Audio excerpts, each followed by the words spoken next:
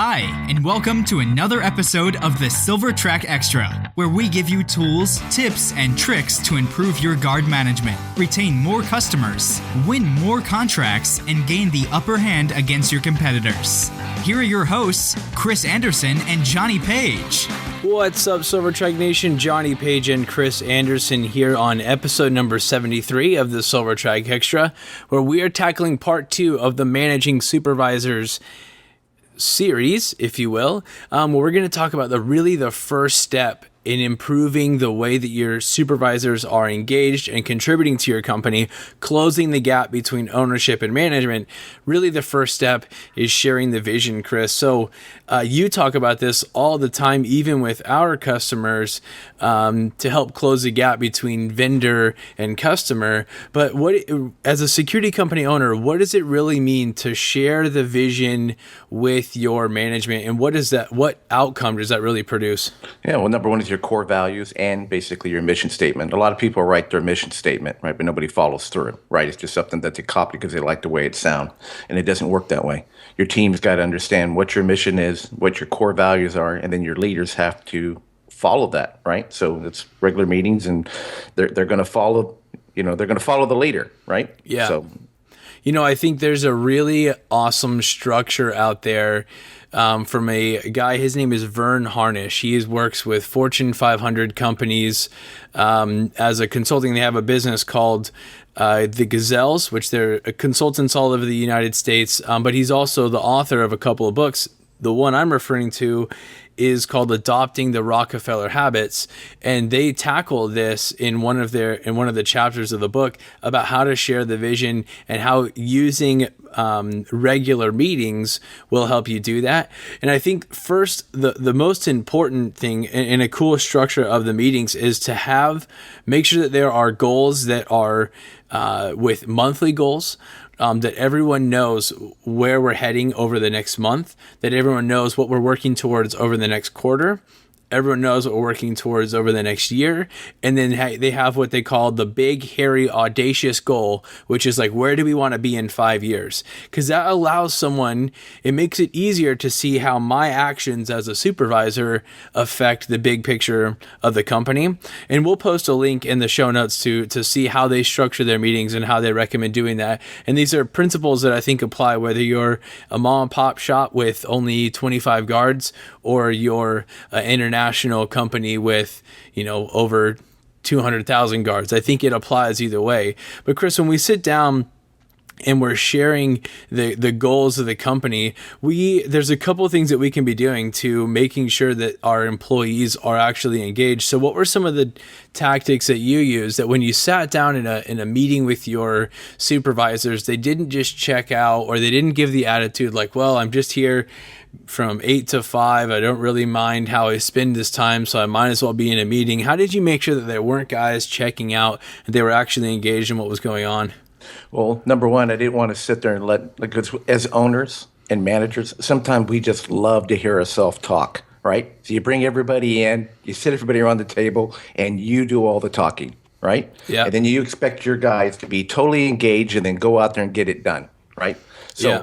I had to make sure, number one, that all the guys were scheduled at a time that I could bring in my team members so they were awake, right? They knew there was going. I had my outline set on what the discussions were going to be for the meeting, and on top of that, I needed to give them time to fill out those sheets so they could bring their questions and their answers, so I could have everybody engaged in the meeting. So when we left that meeting,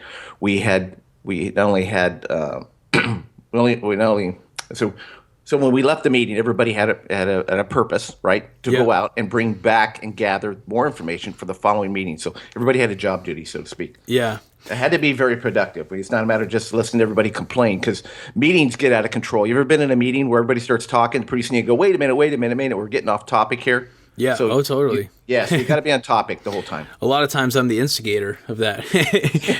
You and I together, we could end up just chasing each other's tail, running around in circles sometimes. Look at me. Put me at 2 cups of coffee. I can't even get a sentence out. So. Yeah. You know what?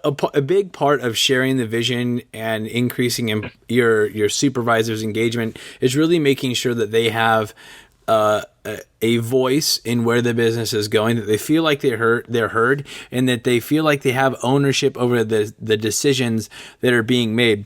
And in fact, I'm reading a book now called The Power of Habit, and they talk about this and how Starbucks overcame the fact that they have minimum wage employees across the board. Most of their workforce is minimum wage or at minimum wage, but they really focus on customer service. They believe that they're in a people business serving coffee, not a coffee business serving people. And so they have to have a way for their company culture to really make that. It could be one thing if it's a mission statement, it's what it's written, and sure, that's a great thing to say, but it's another thing if it's actually true.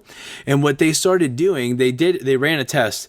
They ran at one location, they would just give the employees very detailed instructions about what was supposed to happen in every situation. So if this happened, what happened? It was just a set of instructions. They were very well versed in what was supposed to happen.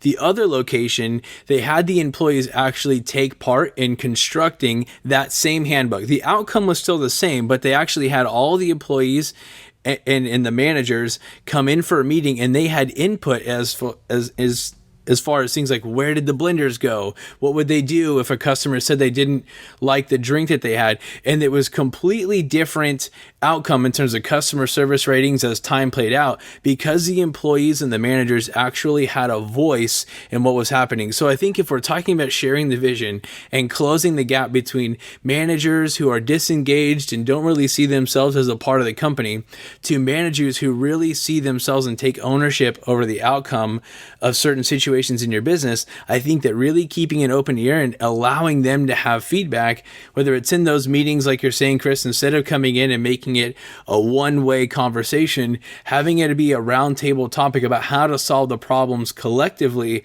it just helps you take ownership as a supervisor to really feel like you're part of something bigger than yourself and that your actions really do matter. Right. And, I got to tell you, and maybe this will make sense for the listeners, but a supervisor in the field, you have to be very careful with the supervisor. So some people love to just be in there for the authority, right, or for the money, right? So they really don't have people skills. And I found that out the hard way. So you know what I did, John, is I took some of my lead security team members out there. In other words, guys that were actual security guards in the field or security officers in the field that worked for me for maybe 4 or 5 years, and I brought them in.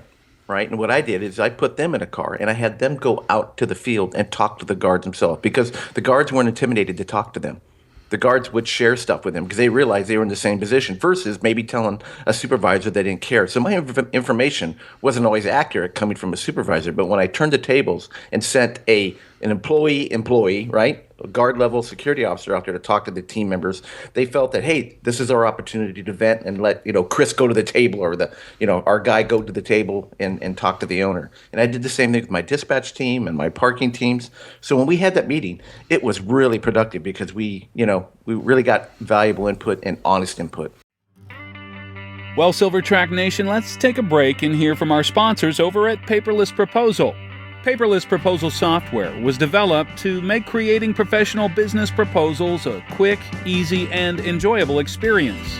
With Paperless Proposal, you and your team will never again have to go through the frustrating and time-consuming process of creating your business proposals using outdated and time-consuming tools like Microsoft Word or PowerPoint. With Paperless Proposal, you and your team will look forward to creating business proposals.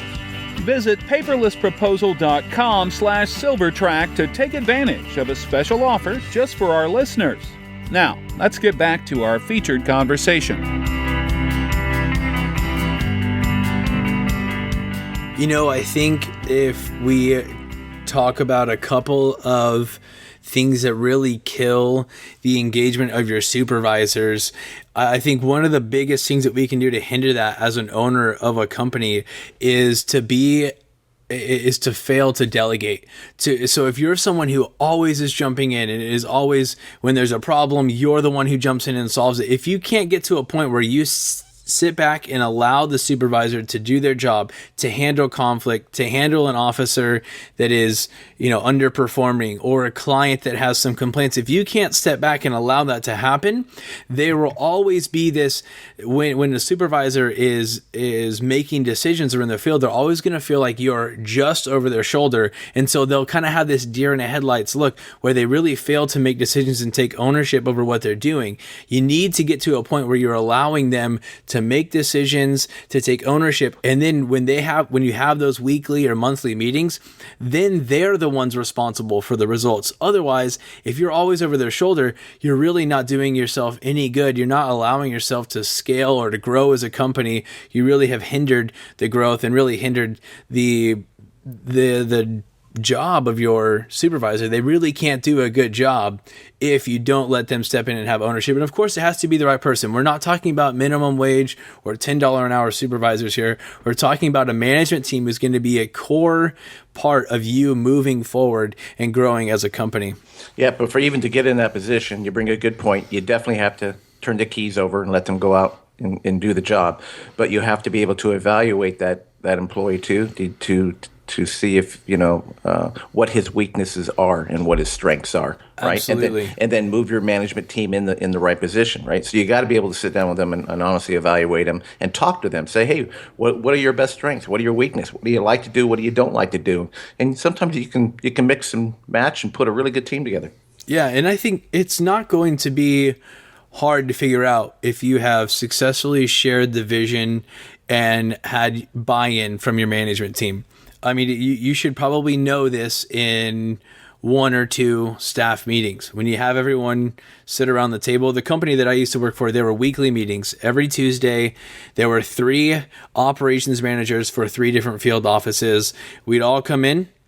There would be the owner and all of the key stakeholders sat around the table. They would say, what are the problems that we're facing now? What are the status of pending contracts? What are we doing about needing officers at this location? And we all came together. You all had a collective, you had shared ownership over the problems, right? And then everyone went out and then they solved the problems. Of course, you were used as a resource having the management team come together, but it wasn't hard to tell that whether or not they were engaged, right? If there's feedback, it's a two-way exchange. So it's not going to be hard to tell if you successfully shared the vision. And the best way to get to that point, if you don't feel like you're there now, start changing some things. You can't expect different results if you're doing the same thing over and over again.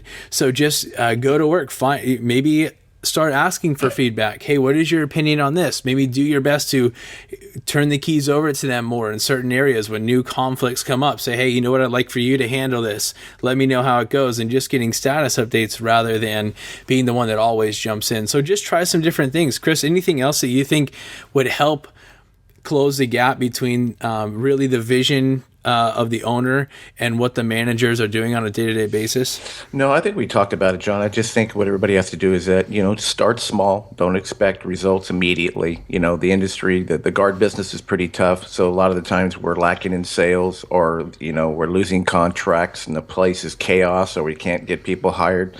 And then we figure, well, I got to get that resolved before I go back and start having regular meetings, right? I got to start running like a company before I put my team together. And I got to get good people before I put my team together.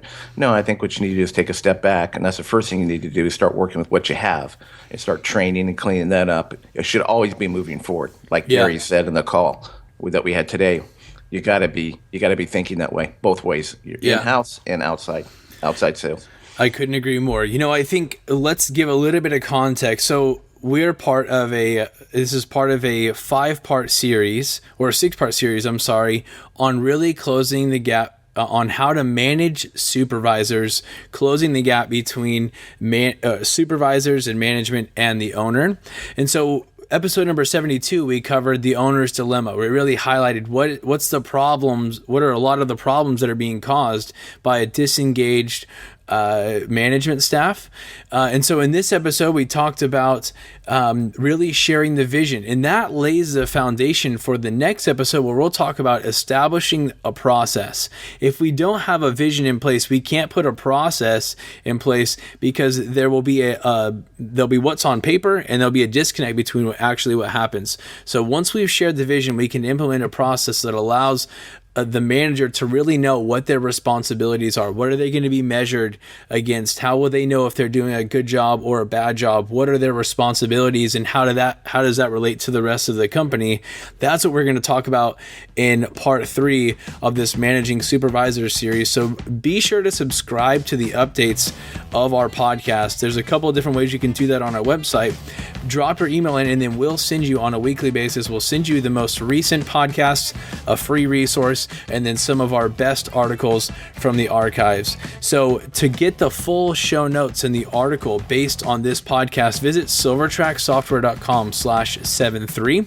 You'll see a summary of everything that we discussed here today, and even some information that we didn't quite get to in the audio version. And then you'll see a link to several of our free resources, from ebooks, webinars, calculators, kits, all of the above. Really some great resources over at silvertracksoftware.com. So don't miss out on that. Chris, anything else to add before we wrap up episode 73? No, bud. I think we're good. I'm looking for the next episode.